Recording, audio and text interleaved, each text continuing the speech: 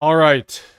We are live for another NPC update. That's what I've started to call these because that's what they feel like. Until Parliament actually resumes, that's what this is going to be called. The politicians from every side continuing to collect their massive salaries while Parliament is on hold, while everything, we just sit here and wait. We wait for the inevitable. Trudeau claims he resigned, but he's still just as active in Parliament as he was before he claimed he was stepping down. And yeah, like I said, every MP, every senator, doesn't matter. They're all still collecting their paychecks while Parliament is on pause, everybody.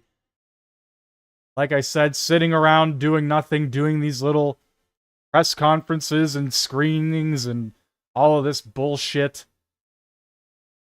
Honestly, get your asses back to work. It's time for change in this country. And sitting around doing these interviews and rallies and all this bullshit. You're not doing anybody any favors. Get your asses back to work. You're not getting paid to go do CTV interviews. You're getting paid to run the country and to enact policies to fix the country. And I'm not talking about Poilievre specifically. I'm talking about literally every fucking MP in all of Parliament. Your job isn't to do MSNBC interviews.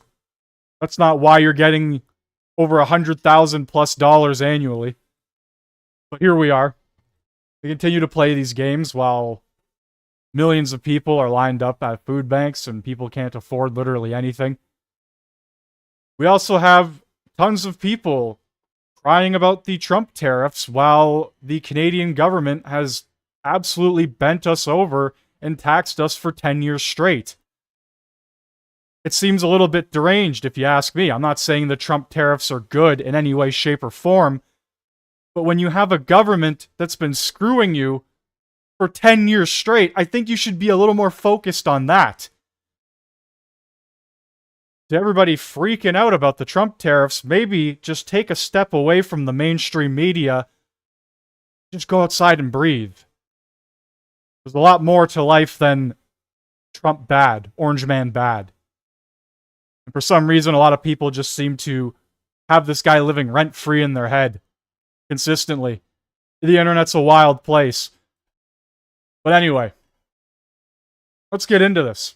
Should Parliament be recalled to deal with the Trump tariff crisis? Yeah, they should have been recalled right away.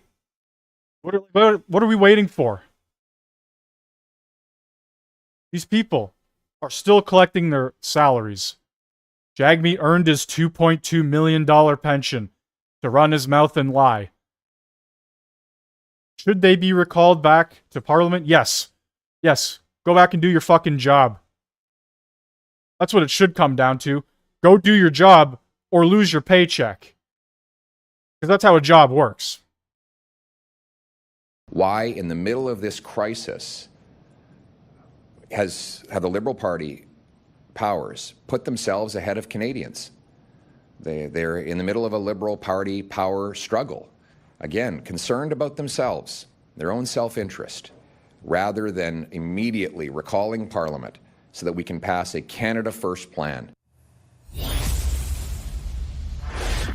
Opposition leaders want the urgent return of Parliament, arguing the House of Commons should be debating Canada's response to the Trump administration. But the House is currently prorogued until the end of March, after the election of the next Liberal leader who will become Justin Trudeau's replacement, both at the helm of the party and as Prime Minister. Here's frontrunners Chrystia Freeland and Mark Carney on Canada's response so far. The Prime Minister has been great, and I have to tell you, the whole country is rallying behind him.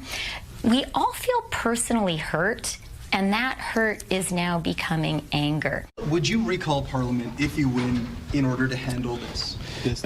Well, look, don't make a decision before you have to, and progress is being made.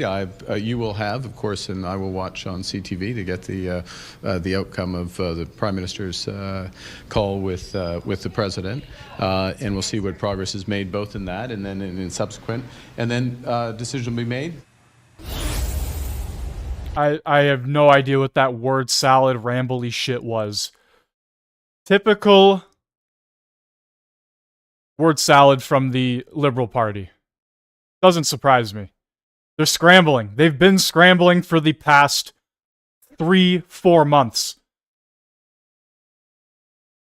They're a sinking ship that has already reached the very bottom. And right now they are struggling. They're on 1 or 2 lifeboats, pushing people off, trying to get any last grasp at the power that there is within this party that is literally going to fall apart when the next election comes. If the Liberal Party has even more than half of their seats in the next election, I'm going to be asking some major questions as to why people still have any sort of faith in this party. The finance minister resigned. Trudeau, quote-unquote, resigned, even though he's more active than he clearly ever has been. There's a lot of things that you could sit there and question and pick apart. But realistically, yeah, if the Liberal Party has any foothold in this next election, and then they get even half of their seats, I'm going to be very curious as to where these voters are. Because things aren't really great. Things aren't good. We're getting pushed around from our closest ally because we have one of the weakest leaders in all of history within our country. It's a joke. We're looked at as a joke. We aren't even taken serious by somebody who is supposed to be our closest ally. Anyway, let's continue on here. Let's bring back the front bench to talk about Trump's impact on domestic politics. Brian Gallant, Lisa Raitt, Tom Mulcair, and Rob Benzie are back. Lisa, I'll start with you. First, on the question of prorogation, what's your take on that? We're prorogued for one reason only. It's so that the Liberals can find themselves a new leader. That's it. The only reason why. We're supposed to be sitting right now. We're not sitting right now. I'm not saying we. The Parliament should be sitting right now. The House should be sitting. Senate should be sitting. Work should be done. Committees should be meeting. People should be talking about this matter from across the country in the place that it makes sense for it to be talked about. I can't tell you how annoying it is for me that there's all kinds of Liberal candidates down on the airwaves in the United States talking about this, as opposed to people talking about this and the impacts of it here in Canada. And if I hear one more time that, well, it's unfair, you know, if they try to take the government down while they're looking for their leader, I really don't care anymore, Vashi. I'm back to I don't care anymore. Quite frankly, we need to make sure that people are hearing what's going on from all 338 parts of the country that are represented in the House of Parliament, and they're not. They're getting it through a prism of people trying to be the next prime minister. If the party itself has no faith in the person at the helm, the person running the country, then it should be an instant election, not, oh, we're waiting for so-and-so to take power. We're waiting for an election within our party to happen so we can have a new... No, it should be an election across the board. If the government has no faith within itself, then why are we sitting here still allowing this government to play games? It's really a joke. Our entire parliamentary system, it is a joke at the end of the day when this continues to happen. How many caucuses, how many Liberal MPs came out against Trudeau saying that he's no longer fit for this position? That Canada is, you know, probably in the worst position it's been in due to the policies this man has enacted, due to his leadership role? It should have been an instant election. That should literally be law. If the government does not have faith within itself and is running said country, then it should be in law an election. Boom. Thanos snapped that election into existence. What are we doing here? Trudeau says he resigned? Yeah, bullshit. This guy's running his mouth as if he is still as if he's still the party leader, as if he has all the backing in the world. It's ridiculous. It's time to stop playing the games. It truly is. I don't know how much longer people can put up with this. Just being real. Just being real. I can pull up the Food Bank of Canada website again if we'd like to go over all the statistics there. I could dig very deep and look for that video of the over 20,000 people lined up for rejected produce. Yeah, I'm going to bring up that video every time. Because people shouldn't have to line up for rejected food just to feed themselves. That's disgusting. And I don't mean the food is disgusting. I mean the fact that that has to happen in order for these people to feed themselves. That is just disgusting. These people should be able to go to the grocery store and afford a full cart of groceries. No ifs, ands, or buts. Minister, that's wrong. That's not the message or the narrative we need to have right now. And quite frankly, they're all getting paid and they should all get their butts back to Ottawa. Agreed. Benzie, Absolutely agreed. And I said this at the beginning. Get your asses back to work. Why are you still making $250,000 salaries? Why are you still making these massive salaries? You're working for the people. You're not working for mainstream media outlets to do interviews and press conferences to talk about things you're going to do. Get your asses back to work. It's really just that simple. It's not just the Conservatives saying that Parliament should come back. It's also the NDP who say, like, for example, if there needs to be some sort of stimulus or massive package for workers who are laid off, should these tariffs be applied, that Parliament should reconvene essentially to move that through as legislation. Lisa pointed out the Liberals are saying in some circles, having an election right away, since the opposition parties have promised at the earliest opportunity to topple the government, wouldn't be, the right, quote unquote, right thing to do at this moment. And the other argument they're putting forward is, and Minister LeBlanc said it here on Sunday, we don't need Parliament for anything that we need to do. We can increase liquidity, for example. We can put in supports through EI. We have the ability to do what we need to do without Parliament being in session. How does that all play out in your mind? Well, I mean, the Conservatives were pointing out to me before I came on the air, Vashti, with you, that their own documents yesterday about this, this détente with President Trump make the point that they do need the Commons to be back in session so that they can pass some legislative changes to strengthen the border, as President Trump and Premier Smith really want. But I'm surprised at how we're kind of letting this vacuum. Canadians are letting this vacuum continue. March 4th, I think, is when Trump's latest reprieve ends.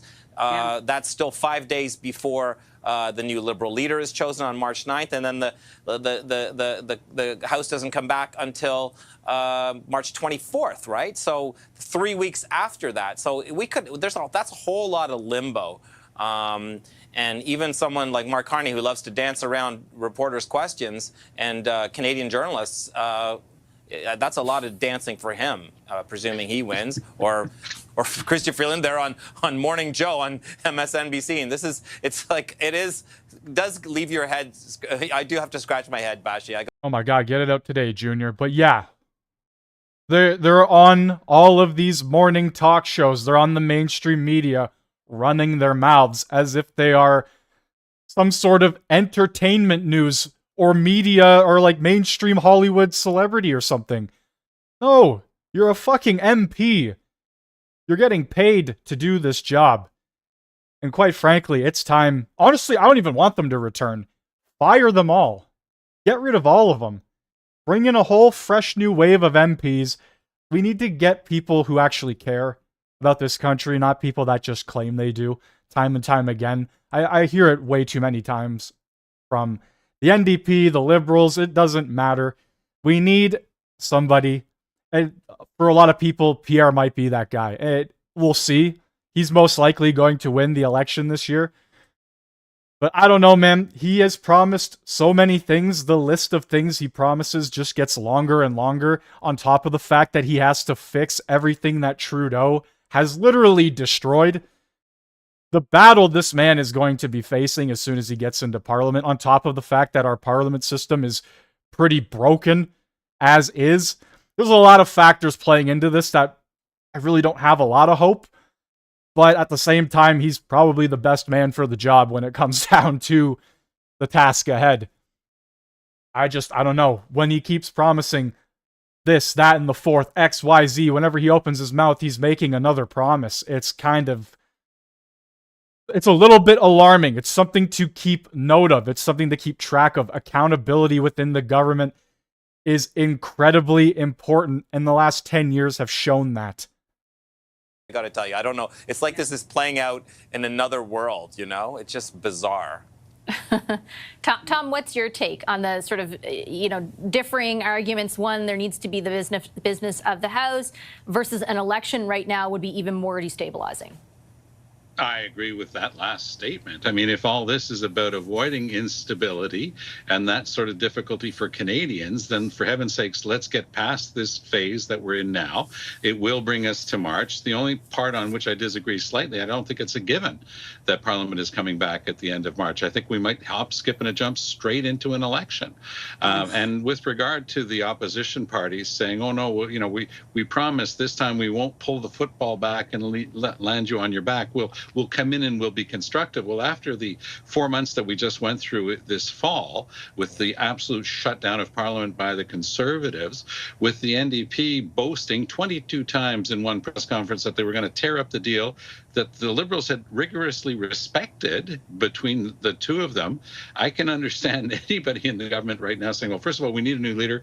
And second of all, we're not going to trust them because, frankly, I think you'd have to be passing naive to believe that Poilievre would go into the House and somehow play a positive role where he hasn't done that in months and months. So it's a lousy situation for us to be in. The Americans are definitely taking advantage of the fact that we've left ourselves in this limbo. We can blame the Liberals until the cows come home, but until we get past the next step, which is to have a new prime minister to replace Trudeau, and that will be on March 9th. We'll know who that will be, and then we'll see how long it will be. Will there be a throne speech, or will we go straight to an election?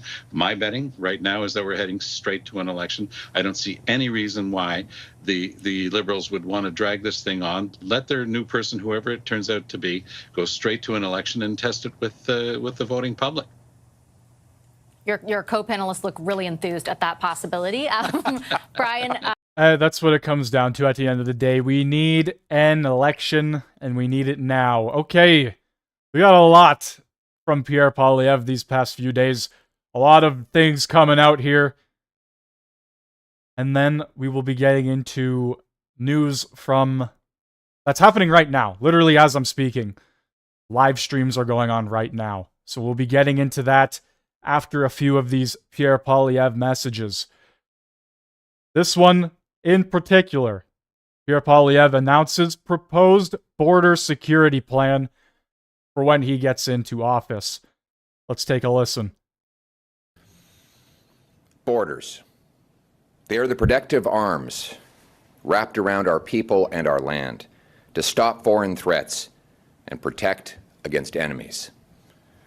They mark our place and stake out our ground as a people and country. But in 9 years, the NDP Liberals have lost control of our borders, letting drugs, guns, and terrorists threaten our people. Part is incompetence, but part is the radical Liberal agenda, a borderless, globalist, post-national agenda. Post-national is the word that Justin Trudeau used. All of this done with the advice and support of his top economic advisor, Mark Carney, who calls himself a European.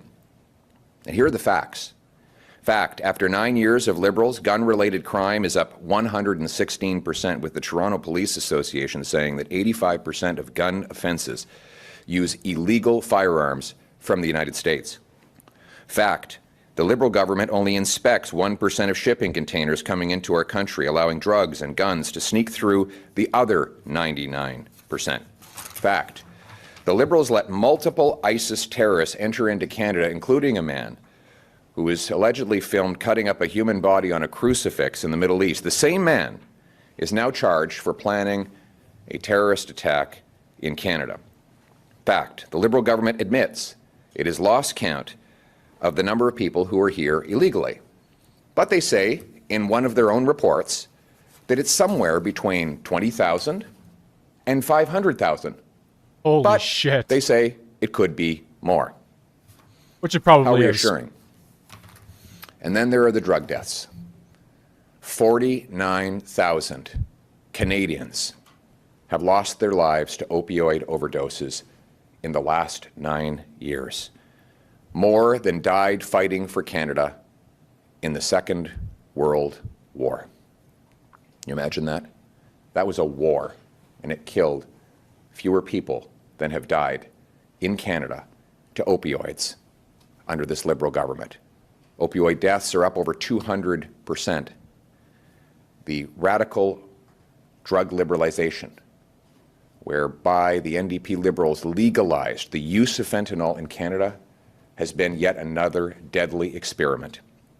Most of the ingredients come from China and Mexico, and yet our government cannot stop them at the border. Fact, Canadian Security Services identified 350 organized crime rings operating within our border. 63 of these groups have international connections to China, Mexico, and other nations. Fact, in British Columbia, police recently discovered a super lab containing enough fentanyl and materials to kill 95 million people. In the year leading up to September 2024, U.S. border agents seized 11,600 pounds of drugs coming from Canada. Fentanyl seizures tripled between 2023 and 2024. Our neighbors have noticed. President Trump has raised concerns, and he has wrongly used this risk as a rationale for tariffs. These tariffs are unjustified and they are wrong. The United States needs to do more on its border, and so do we. But frankly, it should not take a foreign leader to get our government to reverse its deadly policies that are killing our people. It is not for President Trump or any other foreign leader that I want to stop fentanyl in my country. It's so that not one more mother has to bury her face in her hands in the terrible agony of learning her son died in a back alley somewhere from this poison. And that is why I will take back control of Canada's borders. My common sense, Canada First plan should immediately be adopted by Parliament. We must recall Parliament now and put Liberal Party power struggles aside so that we can adopt this plan to save our people and secure our borders. The plan, immediately deploy military troops, helicopters, and surveillance to the border to spot and intercept risks. As the recent remarks by the Canadian Forces Chief of the Defence Staff, General Jenny Kerrigan, offered earlier this month, we can deploy military assets into the sky, whether helicopters or other surveillance tools, and we should do so. In fact, we should have done so long ago. 2, expand the powers of CBSA border agents to patrol everywhere along the border, not just at official border crossings. 3, hire 2,000, at least 2,000 new CBSA agents to intercept illegal crossers, drugs, guns, and other dangerous law breaking. Sounds good 4, to me. install high-powered scanners at all major land crossings and shipping ports. These scanners can see through the walls of containers and vehicles to spot drugs, guns, and stolen cars. 5, build Hey, keep it going. This all sounds good to me. Keep it going. border surveillance towers that we can deploy on and use to scan the landscape and detect incursions. Also, deploy truck-mounted drone systems that can spot incursions from the sky. 6, track departures. We should keep track of who's leaving so that we know which deportees are still in our country. As I said at the outset, the government amazingly doesn't know how many people are here illegally. How are we supposed to protect our borders when there could be over 500,000 people inside those borders illegally, according to the government's own admissions. We will pay for the Canada First border plan by scrapping the Liberal gun buyback and cutting bureaucracy. The gun buyback, actually I should call it the gun grab, has been completely ineffective. They've spent $60 million and they admit it has not recovered a single gun. Meanwhile, even if they did get guns from this plan, according to the supporters of gun control, the main lobby group supporting gun control, the people who give their guns in would just take the payment they receive to buy other guns that are very similar in nature. Finally, the gun buyback targets licensed, law-abiding, trained and tested hunters, off-duty police officers, and other highly trained professionals who are of no risk. Obvious. That's the funniest thing ever. You hand in your old shitty hunting rifle, get like $500 for it, go buy a brand new rifle. Holy shit, dude, that's fantastic. No criminal is going to participate in a gun grab with the government. It will only be law-abiding people. The police do not support this gun grab. In fact, they say that 85% of guns used in crime in Toronto are illegal guns that come in through the border. So let's stop the gangsters and gun smugglers. I want to protect Canadians from criminals. Justin Trudeau and Mark Carney want to protect turkeys from hunters. We're also going to cut billions of dollars in pricey consultants and phase out thousands of back office bureaucratic jobs through attrition. Less bureaucracy and waste, more boots on the ground, and more drones, choppers, and surveillance in the sky. We'll let lawful people and goods come in. We'll keep drugs, terrorists, and other threats out. And we'll save trade with the United States. But it's funny, here we are trying to save our trade with another country while we can't even trade with ourselves. And that's why earlier this morning, I announced a Canada First plan to bring free trade between our provinces, allow our truckers and our entrepreneurs to move goods and services affordably to our people, something that could boost average family income by $6,000 a year and reduce our helpless dependence on the United States. Isn't it incredible that after 9 years of Liberals, it's either easier for criminals to bring drugs and guns illegally over Canada's border than it is for our entrepreneurs to bring their products over provincial borders. Let's fix that. Let's knock down these barriers. Let's have a truly free trading, free market Canadian economy that's capable of standing on its own 2 feet. Let's do that, not to appeal to any foreign leader, but to put Canadians back in charge of their lives and their country. Let us restore the Canadian promise that anyone from anywhere can do anything, that hard work gets you a powerful paycheck and pension that buys affordable food and homes in safe neighborhoods, protected by strong borders under a proud flag that represents the freest nation on earth. Canada. Canada here, Canada now, Canada forever. Let's bring it home. Thank you. We'll now take questions from the floor. All right, we got reporters' questions. Here we go. This is usually the best part of all. Diego here from the Western Standard. Just English is fine. What message does it send that Mexico got a 1-month pause before Canada? And do you think Trudeau's call with Trump today will yield a similar result? Unfortunately, I wasn't on the call, so I can't tell you anything about how it went. But what I can say is that we need a Canada First agenda that will protect us against these unfair and unjustifiable tariffs. And that Canada First plan must include retaliatory tariffs to deter the attacks on our economy.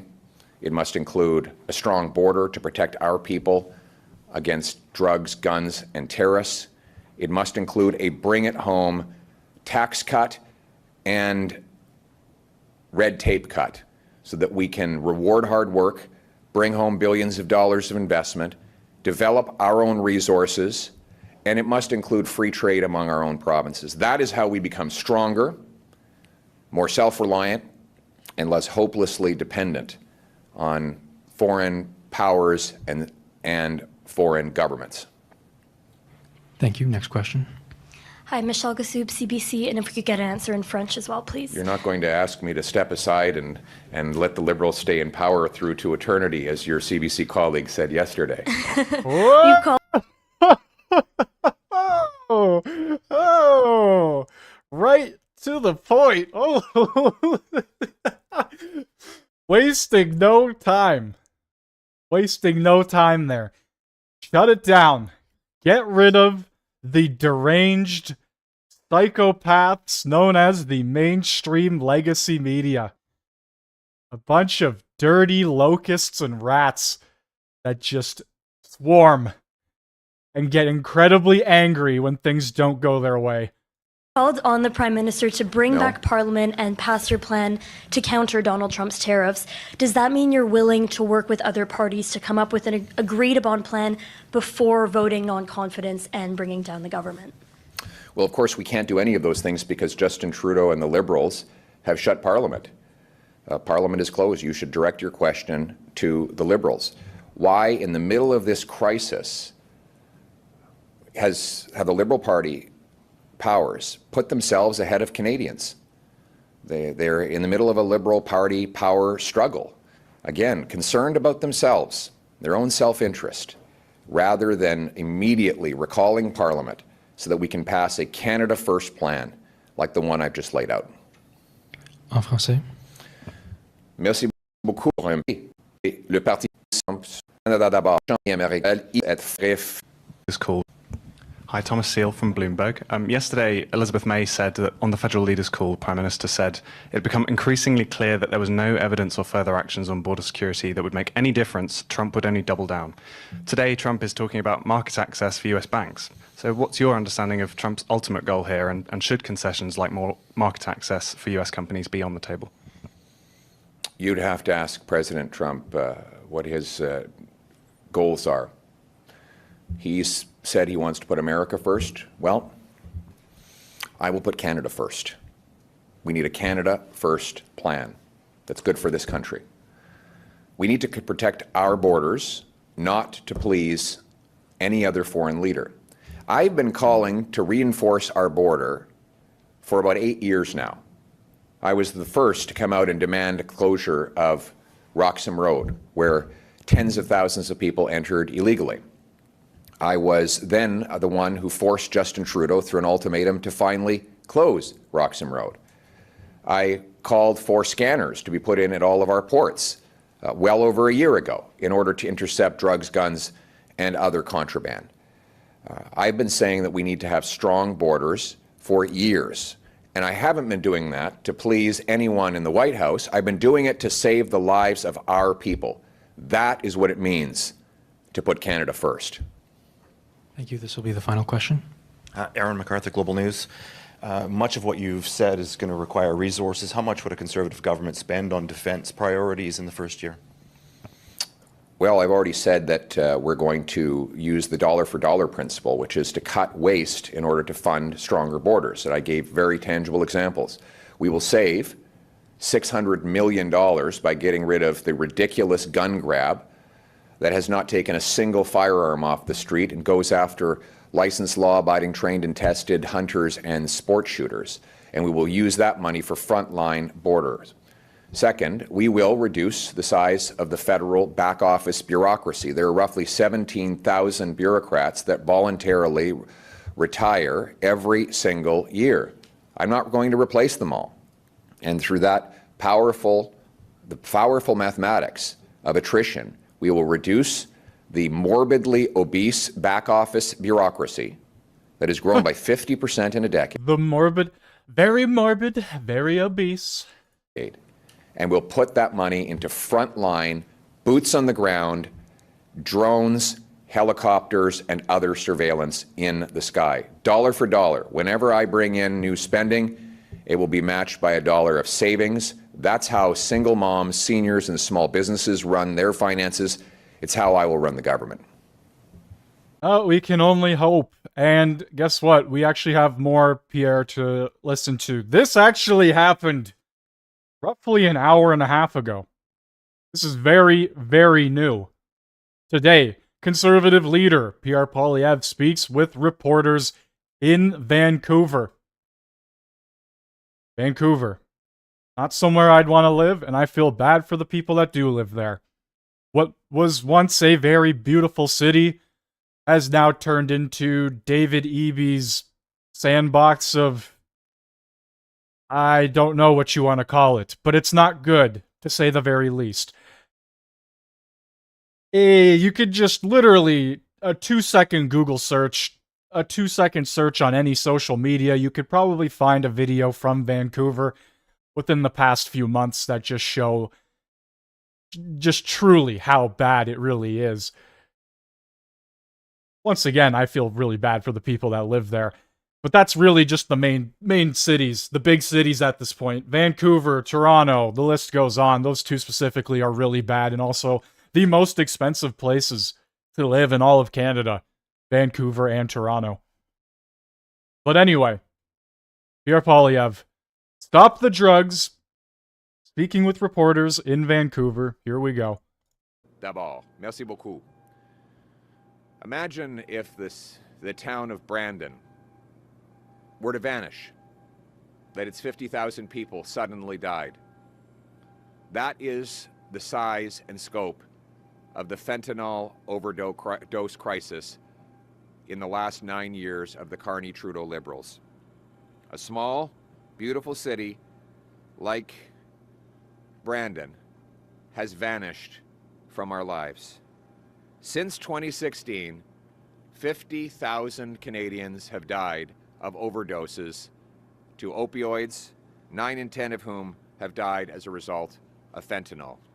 More Canadians have died of opioid overdoses in the last 9 years than died fighting for Canada in the Second World War. They are real. Okay, one more time. Holy shit. To opioids, 9 in 10 of whom have died as a result of fentanyl. More Canadians have died of opioid overdoses in the last 9 years than died fighting for Canada in the Second World War. They are holy real people. Shit, brothers, man. sisters, sons, daughters, fathers, mothers, friends, and thousands more are still suffering. Countless of them are in homeless encampments, living in the hell of addiction and homelessness. It wasn't like this before Liberals radically liberalized drugs. We know what they did.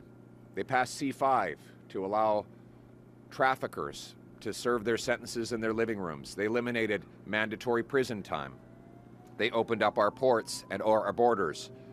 99% of the shipping containers that enter our country, 99% of those shipping containers come in without any inspection at all after 9 years of the Carney-Trudeau Liberals.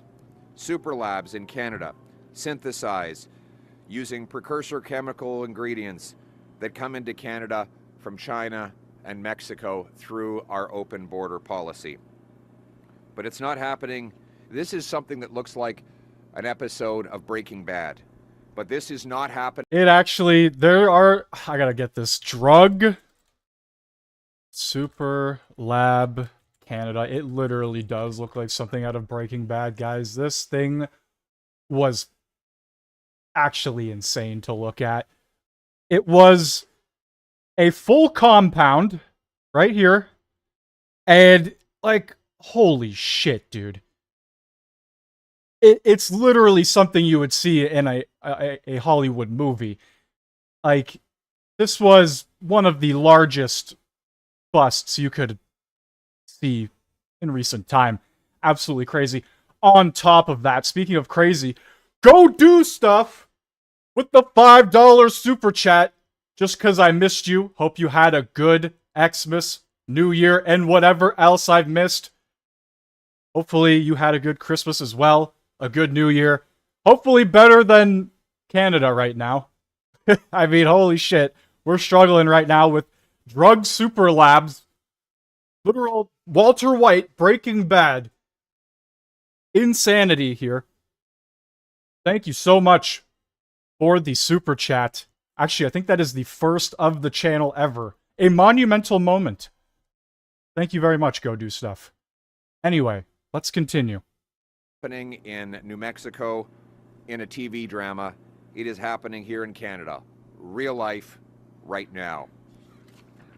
In November of 2024, police dismantled what they described as the largest, most sophisticated illicit drug super lab in the country in Falkland, British Columbia. One of the accused was out of jail after earlier convictions. Police said they seized 54 kilograms of fentanyl. Now, that might not seem like a lot until you realize that it just takes 2 milligrams to kill a human being. That means there was enough finished fentanyl to kill 27 million people. Police found enough ingredients to make enough fentanyl to kill 95 million people. That's twice the population of Canada. Police also found 390 kilograms of methamphetamine, small explosives, ammunition, silencers, high-capacity magazines, body armor, $500,000 in cash, and 89 firearms, many of which were, quote, loaded and ready to be used. Days earlier, police discovered a super lab in Langley, BC, that they say was capable of producing multiple kilograms of fentanyl on a weekly basis. A Government of Canada report confirmed, and I quote, seizures of Canada-sourced fentanyl in places like the U.S. and Australia suggest that the domestic production of fentanyl is likely exceeding the domestic demand and that Canada is now a source and transit country for fentanyl to some markets. The number of seizures of fentanyl at the Canada-U.S. border more than tripled between 2023 and 2024, rising from 239,000 doses to 839 doses. How did this happen? Well, the Carney-Trudeau Liberals happened. They legalized fentanyl possession here in British Columbia in partnership with the local radical NDP BC government. They passed C5, which eliminated mandatory jail time and brought in house arrest, allowing fentanyl dealers to do their time in their living room while watching Netflix or playing Grand Theft Auto. Whoa. The Falkland Super Lab that police discovered had ties to transnational criminal networks that span Mexico all the way to China. They are killing our people and many more in other countries, which is now endangering the trade with our closest ally. President Trump has threatened to tariff Canada because of what he says is lethal drug flows. But whether or not we agree with him should not matter. It should not take a foreign leader to get the Liberals to wake up to the drug crisis that they have caused here at home. True. It should have been enough that we lost 50,000 of our people. We should crack down on drugs, not to please President Trump, but to ensure that not one more mother has to bury her face in her hands on learning that her son died of an overdose in a back alley somewhere. We must stop drugs to save our people and put Canada first. It starts with locking up mass traffickers and manufacturers of this poison with penalties that fit the crime. But what is that crime? Let's call fentanyl trafficking what it is. Mass murder. Yes. Selling 40 milligrams of this poison is enough to kill 20 people. It's like spraying bullets into a crowd. You might not know who you're killing, but it's certain someone will die. That's why I'm denouncing today, as part of my Canada First plan, that common sense conservatives will bring mandatory prison sentences.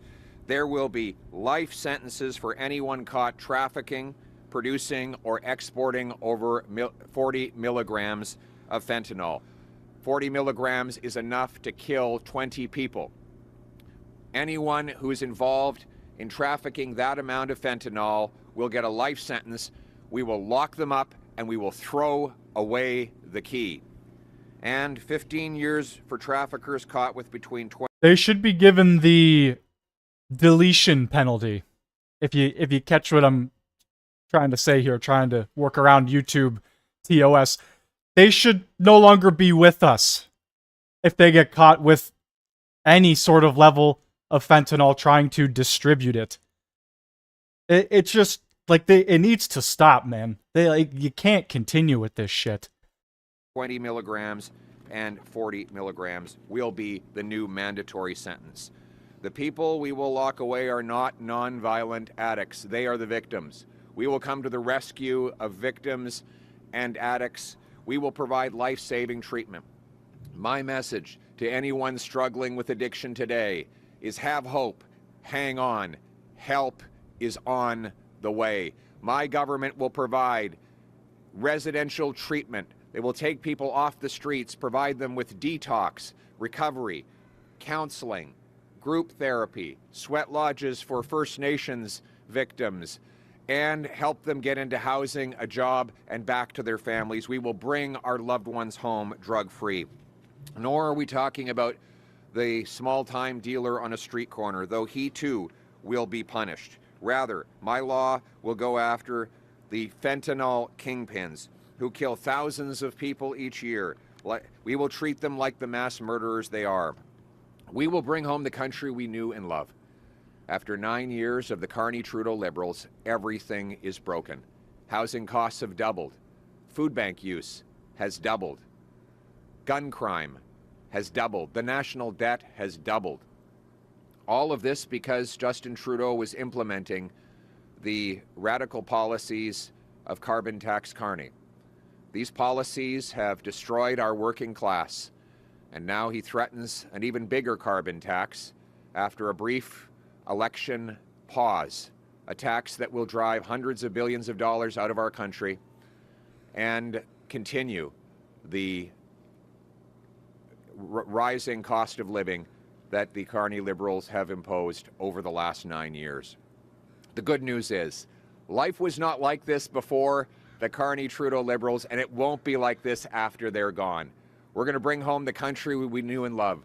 We're going to axe the tax, build the homes, fix the budget, and stop the crime. Most of all, we are going to put our country first. This will be a country where hard work pays off, where anyone from anywhere can do anything. That was the Canadian promise, and my purpose is to bring it home.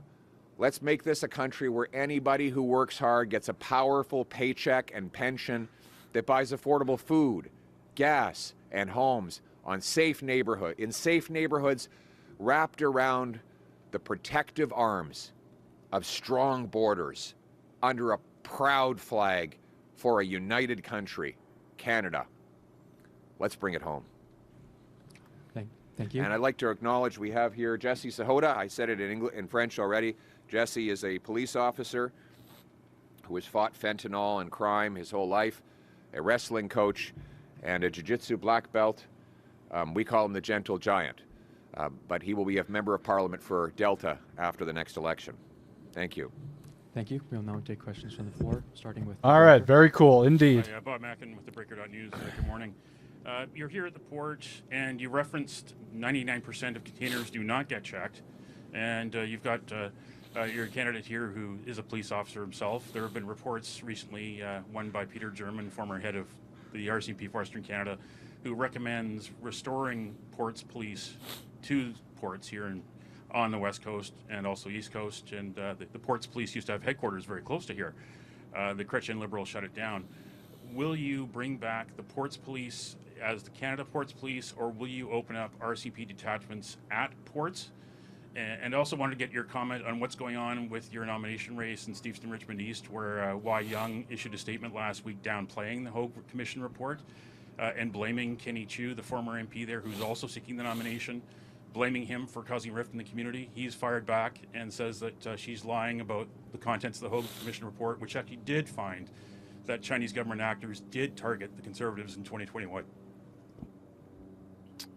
So first of all, obviously Conservatives have been victims of foreign interference.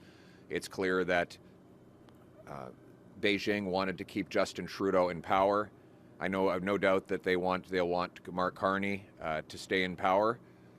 Mark Carney has a background of shipping investment to China and favoring foreign economies over the Canadian economy.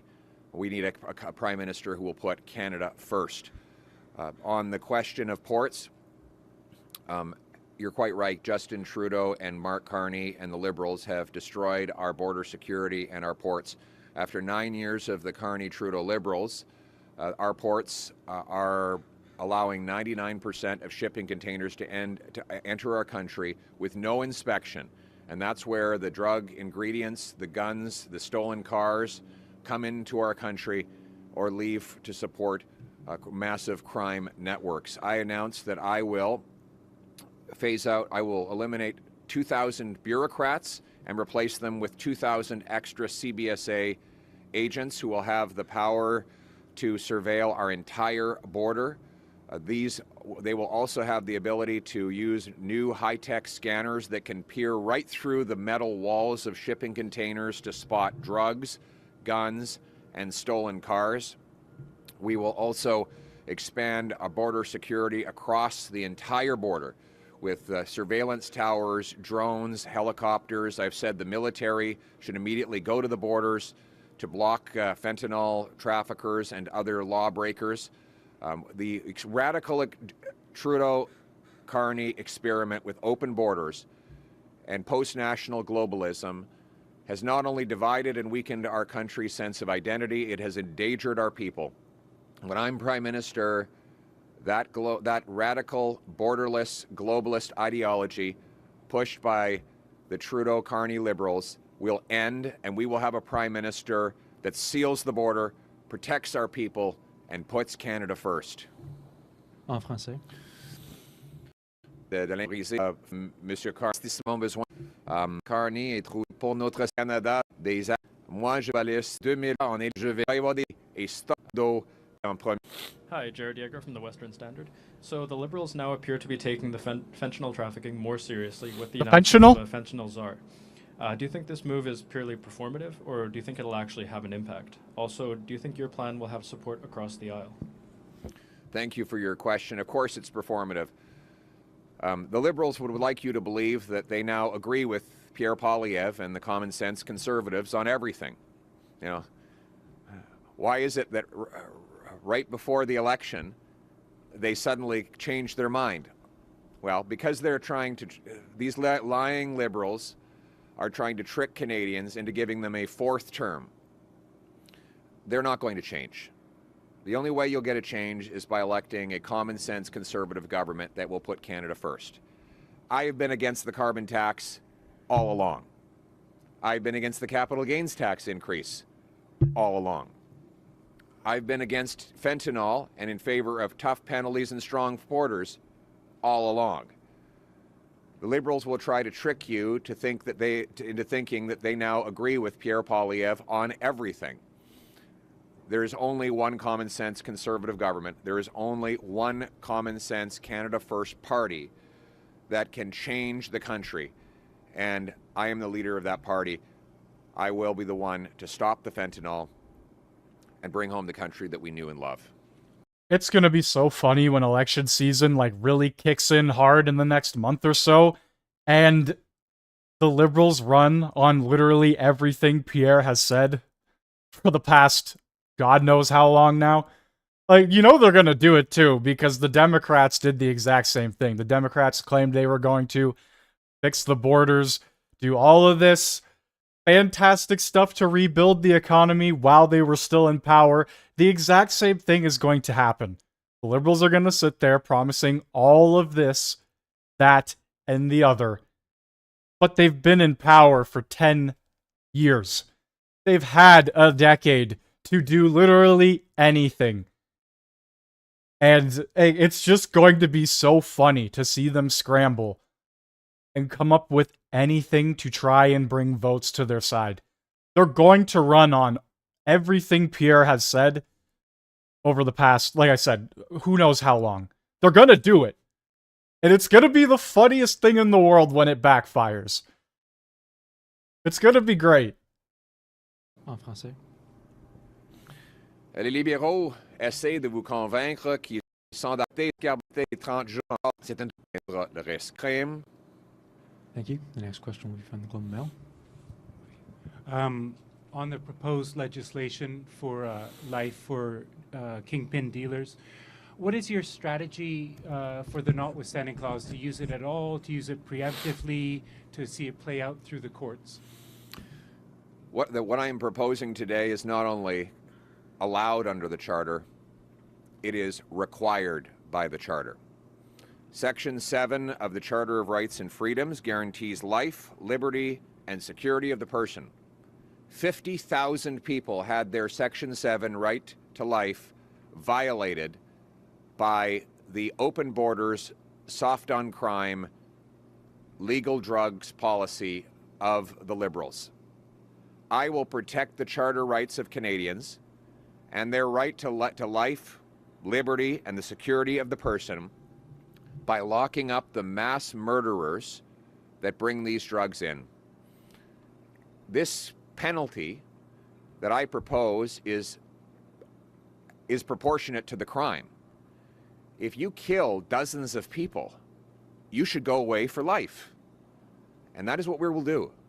I will lock up these fentanyl murderers and we will throw away the key. And I will do it not just to save lives, but to uphold the Charter of Rights and Freedoms. En français. But would you use 33 to insulate the law so it doesn't get bat down in court? Oh, it won't. No, well, because the judges are going to be obliged by Section 7. It's clear that people have the right to life, liberty, and security of the person. So what I'm proposing is necessary to uphold the Charter of Rights and Freedoms. And you do not have the right to go out and kill 20 or 30 people by spreading poison in the community. That is not a charter right. So the Liberals believe... Believe it or not, guys, I know this is shocking news. That's not a charter right. I didn't know if you knew that or not. That mass fentanyl murderers who have taken 50,000 lives have the right to go free on the streets. That is how they interpret the Charter. Here's how I interpret the Charter. That law-abiding people have the right to expect that their children will not die in back alleys. That's the charter right I will uphold. Next question. En français. Section 7 is the section in question. Merci pour la vie. 5 ans et libre. Pour la vie. On le vie des personnes canadiennes. Moi, je suis le tendant les trafics pays. Thank you. This will be the final question from True North. Hello, you've argued that Parliament should be recalled to address the tariff threat facing Canada. They should be recalled not just for the tariff threat. They should be recalled because it's their job. I was going off at the beginning of this stream saying, you're making $250,000 salary. Or even more. Some of them may be less, some of them may be more. And you're sitting back, acting like a Hollywood celebrity. Not Pierre Poilievre specifically, but all of the MPs going on these press conferences, mainstream media outlet interviews. They're acting like they're celebrities just collecting massive paychecks to do interviews. It's time to go back to work. Yeah, which is related to the fentanyl crisis that you've spoken about earlier today. But however, you're also calling for an election. Of course, dissolving Parliament would be required to have an election. How can we have both of these views simultaneously? And given the urgency of the situation and the looming tariff threats, would having an election and dissolving Parliament be a responsible or wise course of action at this time? It would be not only responsible, it is the only responsible course of action. We have a Liberal government that has totally lost control of everything. The Trudeau-Carney government has lost control of spending, having doubled the debt, lost control of crime, having seen gun crime rise by 116%. They've lost control of the borders with thousands of illegal migrants, drugs, guns pouring in over our borders and threatening our people. They've lost control of the cost of living with rising taxes and a doubling of housing costs. And they have lost control of our national sovereignty by blocking pipelines, mines, LNG plants. The Carney-Trudeau Liberals have made us hopelessly dependent on the Americans. They've handed over our economic sovereignty to President Trump, who spots weakness. And now, what is a real estate mogul from the fiercest economic jungle in the world, New York City? What does he do when he spots weakness? He pounces. He pounces on the weakness that Carney-Trudeau Liberals have caused in this country. We cannot allow this weakness to continue.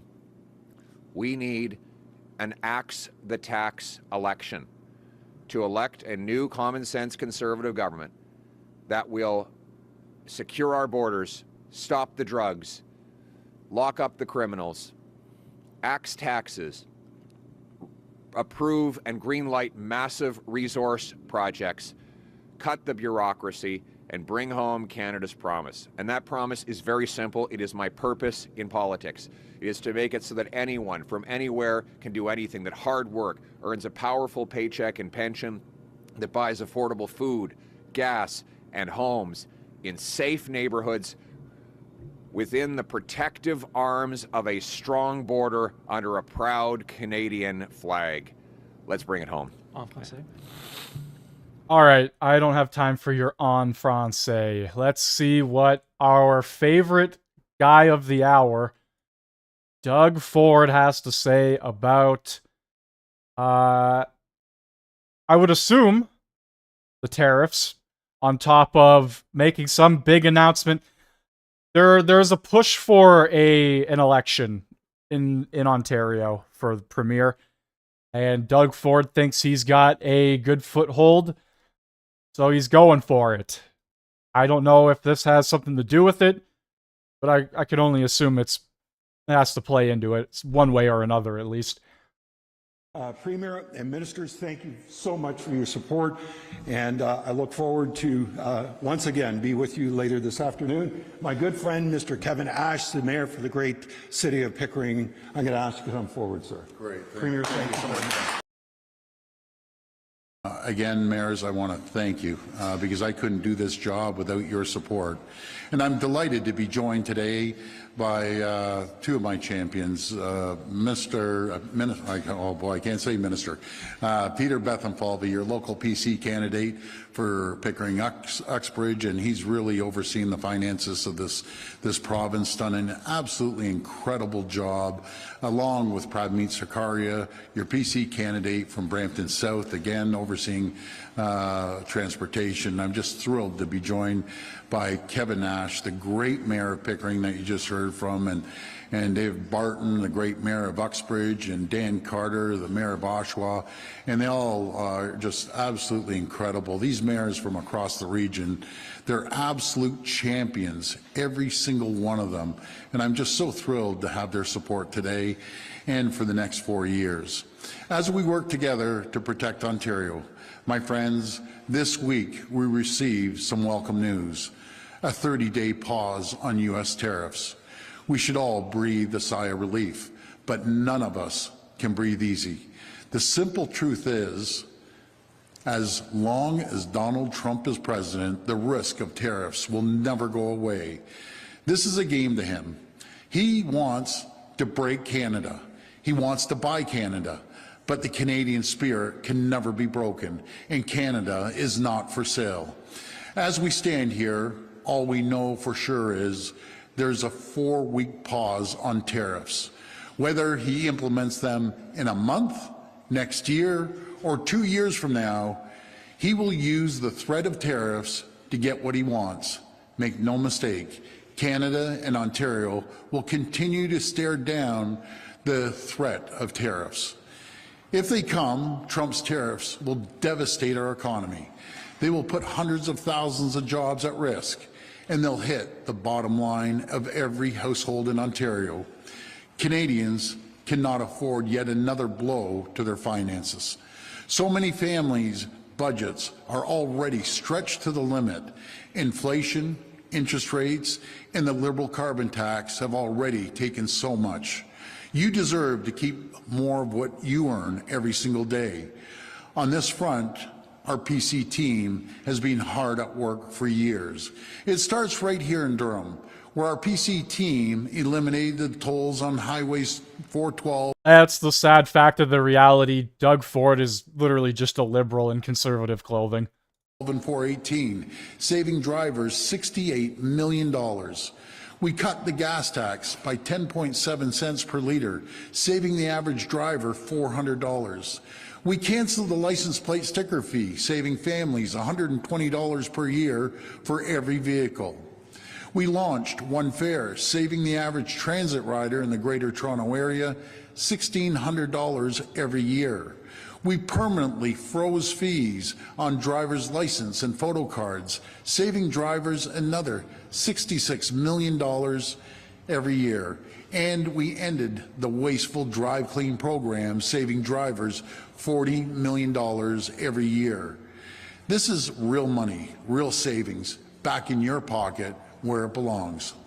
As we stare down the threat of tariffs that will send already high prices skyrocketing, we need to do more. We need to do everything we can to keep costs down for hardworking families, to protect Ontario wallets. For starters, a re-elected PC government will make the gas tax cut permanent, saving drivers and families hundreds more. We're not going to stop there. A re-elected PC government will use the powers of the legislature to strengthen our ban on tolls on provincial highways. We will ban all congestion pricing on municipal and provincial roadways in Ontario. Here in Durham, there's one more toll on a provincial highway we have to deal with. Tolls are absolutely horrible. They hit hard-working families the most. Tolls are nothing more than a tax on drivers trying to get home or to a job. They're nothing more than a tax on workers earning a paycheck. My friends, the era of road tolls on provincial roads and highways, they're done, they're over. A re-elected PC government will permanently remove tolls from the 407 East between Brock Road in Pickering and Highway 115 in Clarington, the portions of the highway owned by the province. Doing this, it will save a daily commuter $7,200 a year. Just imagine that. Anyone using that area along 407, $7,200 a year are going back into your pocket. Those are enormous savings for families, for workers, and they couldn't come at a better time. Other politicians, they want to nickel and dime you to death. They'll find any reason to raise a tax, to charge a fee. Not me, not our PC team. We will never, ever raise a single tax, and we never have, and we never will. Something good happens when you give people their money back. They have a little bit more money to spend on groceries or bills. They might even be able to keep a little bit of money socked away for a rainy day. The weeks, months, and years ahead, they could be very, very tough. Mark my words, President Trump is on a mission. He wants to take Ontario's auto and manufacturing jobs. He wants to redirect global investments. He doesn't think he needs anything from Canada or whatever Canada makes. He even says that he'll use economic force to get his way. The next 4 years, President Trump will use any chance he has to undermine Ontario's economy. He'll use any chance he can to undermine Canadian workers. Trudeau has done that for 10 years straight. So the fact that a foreign leader had to speak up, Pierre literally said this earlier, the fact that a foreign leader had to speak up for us to finally start to pull our shit together, like we have just started, that speaks volumes about the people in power right now. Trump literally said one thing, and our entire country shit their pants. And they are still shitting their pants. Orange man bad is the only thing these people can think about, while there is a government in power within our country that has bent us over for a decade. A literal decade. I said it time and time again. Trump was harsh on us in his first term, 2016 to 2020. He was only going to quadruple down in his second term. It actually blows my mind. Like, Trump ran on all of these things for over a year straight. And then when he finally starts doing things, he starts enacting policies, he starts fucking actually doing his job, people get shocked, people get stunned, people stand there and go, why is he actually doing things? Oh my god. It's not like he just speaks out of his ass constantly. Yeah, he does sometimes, don't get me wrong. I'm not going to sit here and defend everything he says, but you should at least pay attention when he does say things. He fucking ran on this shit for over a year. And everybody's all shocked Pikachu face now. Like, come on, man. What did you expect? What did you actually expect to happen? It's mind-blowing how stupid these leaders are in our country. It blows my mind. We've had so many issues, and now, only now, because Orange Man Bad's in office, we gotta fucking pull our shit together and blame it on him. No, no, no, no. Stop blaming it on him.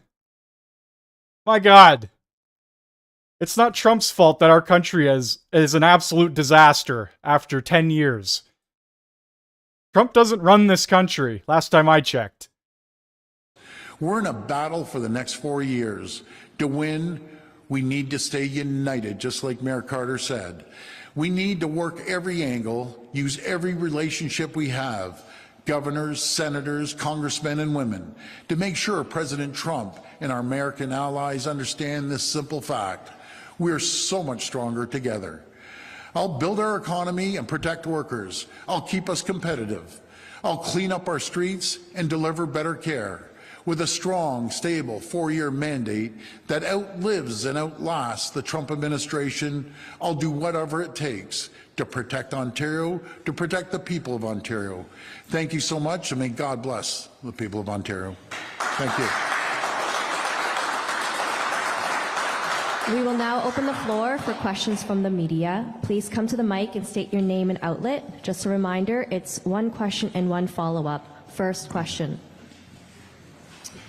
Good afternoon, Rob Ferguson, Toronto Star. Hi. Just keeping on the Trump theme, you were furious during the pandemic when he was president and he cut off PPE for Canada, forcing us to make it here. And yet you still said on Monday to the firefighters that you supported him. What were you thinking? Well, there's Trump 1.0 and then there was Trump 2.0. And I always believe in working together. I don't care what political stripe you come from. It doesn't matter if it was President Biden, President Obama, or President Trump. You have to work collaboratively with everyone across all political stripes, and that's exactly what we do. Doesn't that make you look like a bit of a hypocrite, though? I mean, other than the tariff warning during the campaign and what he did with PPE, there was January 6th, there was the felony convictions, there was all the other things, the impeachments. What do you say to voters? Okay, this is the most loaded fucking question in the world. This guy's just stacking on like 25 things here. Holy Christ. Who think that maybe you've lost your moral compass? Well, you know something, I don't think there's too many people that have stood up for Ontarians and Canadians like I have. I think I've been very clear where I stand. I stand for the people of Ontario, the people of Canada. We're going to continue leading the way. We're going to continue leading the way when we go down to Washington and talk to the Congress people and the senators and governors, leading the way on my multiple calls every single day, making sure that we promote Ontario jobs, Canadian jobs. That's what I'm going to do. Rami Botros, Oxygen Media. Through the 30 days pause for that American tariff, we want to know the updates of the Starlink contract, 100 million value, and in addition to the automotive factories in Ontario, are there any negotiations about it, or it's about to leave Ontario? Thank you. No, right now, the U.S. government, President Trump, is focusing strictly on the border, and we're securing the border. The federal government is committed to $1.3 billion to protect the border, 10,000 enforcement officers along the border. We've made sure that we put our 200 OPP officers to protect the border, and Operation Deterrence has proved the right thing to do. We've seized over 600,000 pounds of cocaine coming in from the U.S. border. We're going to be vigilant. We're going to work collaboratively with the U.S. authorities and Canadian authorities and our provincial authorities. In case that President Trump decides to take the automotive factories out of Ontario, do you have any plan B for facing this? Well, we've already said if they drop the IRA investment, that the the U.S. federal government, we're going to backstop the automotive companies. We're going to make sure we protect our workers there and make sure they have the support needed. We have the greatest people in the entire world to be building automobiles, and we're going to continue investing in that. We're going to continue investing in the Skill Development Fund to make sure we retrain and help people. Good afternoon, Mark McAllister from City News. Hi, Mark. Doug Ford ripping up the Starlink contract. One of the dumb, like another thing to add to the list of dumb things he's done. That's actually going to hurt rural Canadians more than anything.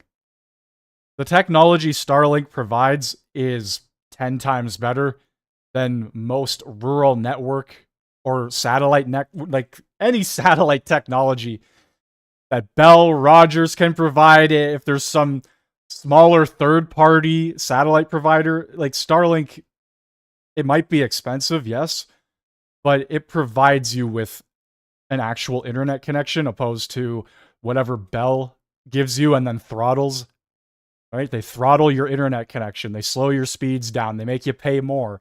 Garbage. Starlink has satellites that are low orbit, meaning that the connection transfer is quicker. More signals can be sent within a quicker range of time, faster range of time, whatever. And removing that, like Elon's just going to laugh because this man owns how many different multi-billion, trillion-dollar companies or whatever. $100 million contract, he's just going to laugh. Like I said, that's only doing more damage to rural Canada than anything. It's really a joke at the end of the day, this man. Doug Ford, I don't know. That was a really stupid move. He's made a few really stupid moves, and that is definitely one of them.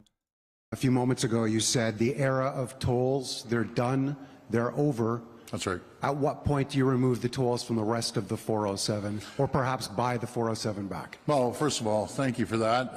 That was a big mistake many years ago from a previous government. We have a capacity issue here. That's the problem. For 10 years, we know all 400 series highways are going to be maxed out, and some sooner than others. That's why we're building the 413, we're building the Bradford bypass, we're going to build this tunnel, we're waiting for the feasibility study. We need more capacity. That's what we need. That doesn't add any more capacity. I'm not sure you answered the question directly, but in addition to that, you're losing revenue by doing this as well.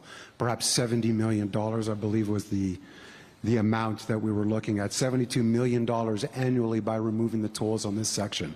How do you make up for that lost amount? Well, we don't lose revenue on $70 million. We're putting $7,200 back into the taxpayers' money pockets. It's their money again. It's not the government's money. It's their money. We're putting $7,200 back into people's pockets that they're going to be able to go out and either sock it away or do things that they might otherwise not be able to do.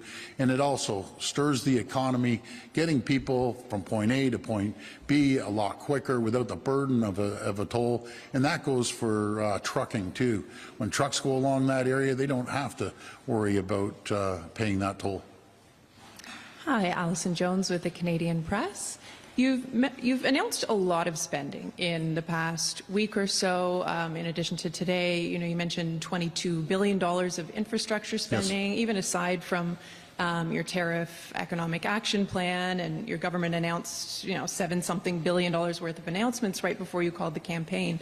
I'm wondering where that money is coming from, and if you're still committed to the 26-27 path to balance, if there are no tariffs. Well, before I pass it over to Peter Bethenfalvy, the man that takes care of the money, what we've done, we've seen more revenues come up over a number of years. We've seen $70 billion of more investment, and those companies are paying taxes.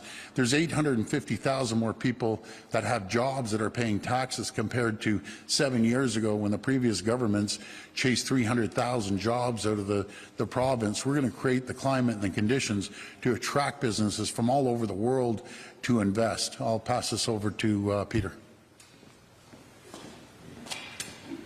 All right, well, I'm not entirely interested in what Peter has to say, but we will...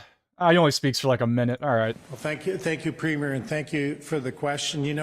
One thing we've worked really hard at over the last 6.5 years is to balance the budget, and we're there. We got 2 credit rating upgrades, the lowest debt to GDP. Ah, but I thought the budget balanced itself.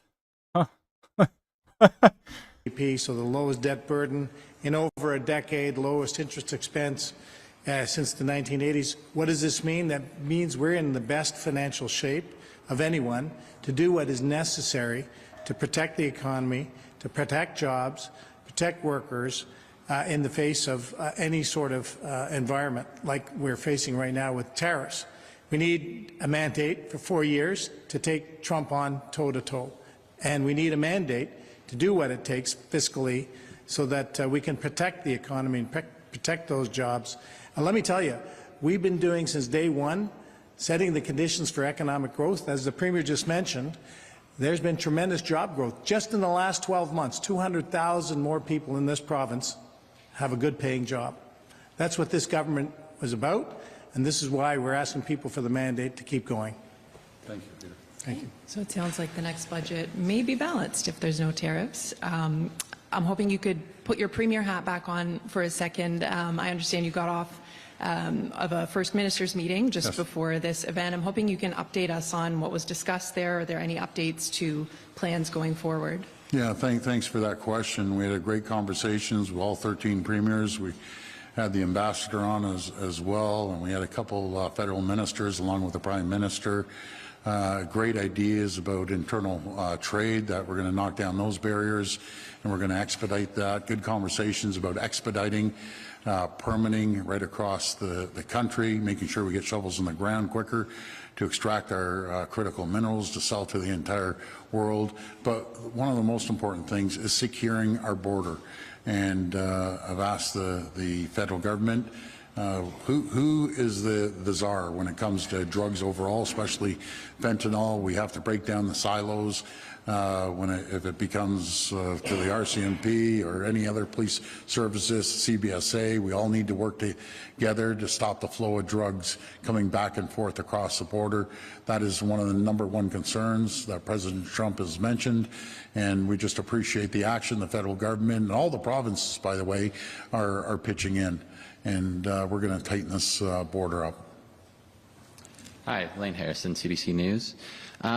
I want to follow up on the rest of the Highway 407 and tolls. I mean, the NDP have promised that they would work with 407 ETR in their first 100 days if they were to win government to take the tolls off the rest of the highway. Obviously, we're at a 407 ETR building today, so you must have a good relationship with them. Will you be discussing taking tolls off the rest of the highway with them? Well, again, it's a capacity issue.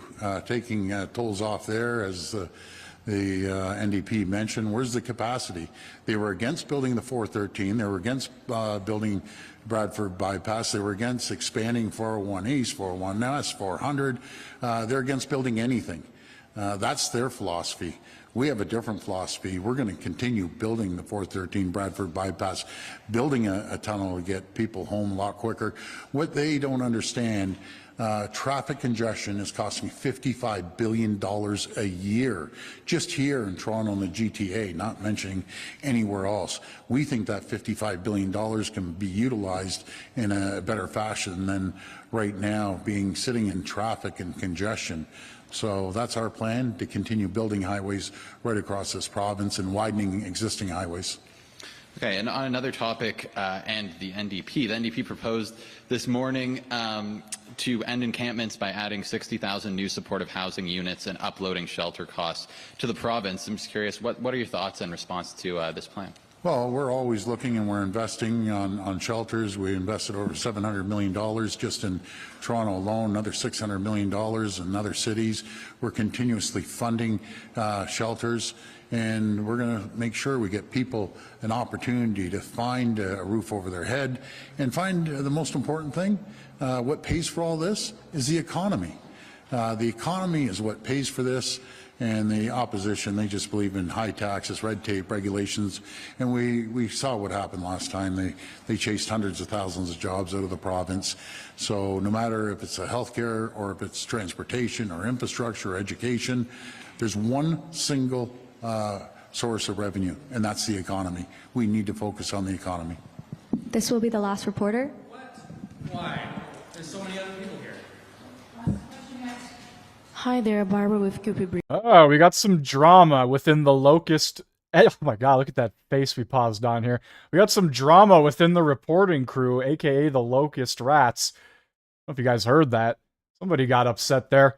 On shelters, we invested over $700 million just in Toronto alone, another $600 million in other cities. We're continuously funding shelters, and we're going to make sure we get people an opportunity to find a roof over their head and find the most important thing. What pays for all this is the economy.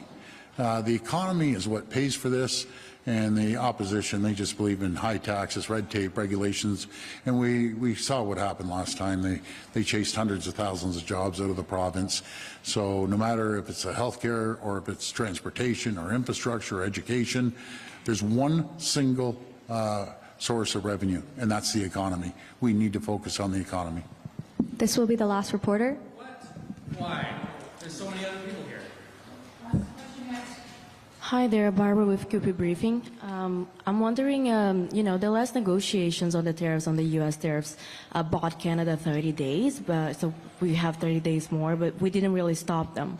So is there anything else you can do on that front, like you're being part of the negotiations, anything else we can offer to actually stop the tariffs? Well, I think the most important thing is communicate with our U.S. counterparts, the senators, congressmen and women, governors that can put the pressure, and business people that put the pressure on the White House to reconsider any threat of tariffs. Because it's not only going to hurt our economy, it's going to hurt the American economy extremely tough as well. So we want to continue building the relationship, and that's why a group of premiers, all the premiers actually, are going to head down to Washington on the 11th and 12th. I just got my schedule the first day. I have 15 meetings, so that's going to be busy, and just as many the next day. So we're going to be collaborating and working hard and telling them the reason why it benefits the U.S. to work collaboratively with us and build the AMCAN fortress that I've been talking about making the two strongest countries in the world the most prosperous and the safest two countries in the world. That's the message that we're sending down to our U.S. counterparts. And again, I've yet to hear one elected official, no matter Republican or Democrat, thinks this is a good idea to attack your closest neighbor and your cherished ally. There's just no reason to be wasting time on this, in my opinion. Let's build a stronger two countries. On another topic, about the interprovincial trade barriers, you said yesterday that you had a call with Tim Houston, the Premier of Nova Scotia. Just wondering how that call went, and just to clarify, is that something you could do while campaigning as well? Could you move forward with eliminating interprovincial tariffs barriers? Yeah, great question. But Tim Houston is just one. It was Premier R.J. Simpson that headed up all the O.J. Simpson? Oh, no. Premiers, along with the federal government, looking at all the barriers that are in the way. The federal government is committed to us that they'll knock off as many barriers as possible. We'll do the same, and every other province will do the same. We need to have free trade right across this country. It'll add another 50, upwards to $100 billion to our GDP. We've got to make sure it's easier to trade with in the country than outside the country. And right now, it's easier to deal with people around the world and down in the U.S. than it is with other provinces and territories. But thank you. Thank you. This concludes today's press conference. Well, thank you so much, everyone. I appreciate it. Oh, all right. There we have it from our good pal, Doug. My God. All right, one of the last things we are going to take a look at here is Mark Carney declares a state of crisis in Canada and says the government has the ability through extraordinary powers to manage the crisis Donald Trump caused. You can't make this shit up, dude. You just can't. In recent weeks, the U.S. has called into question our decades-long relationship of cooperation. While I welcome the temporary suspension of U.S. tariffs and very much welcome the joint plan to address the scourge of fentanyl, recent events have been a wake-up call for Canadians. This proud country will never be part of the United States in any shape or form.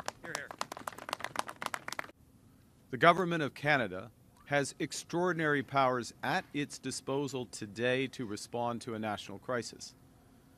And Donald Trump's aggression against Canadian livelihoods and workers constitutes just such a crisis.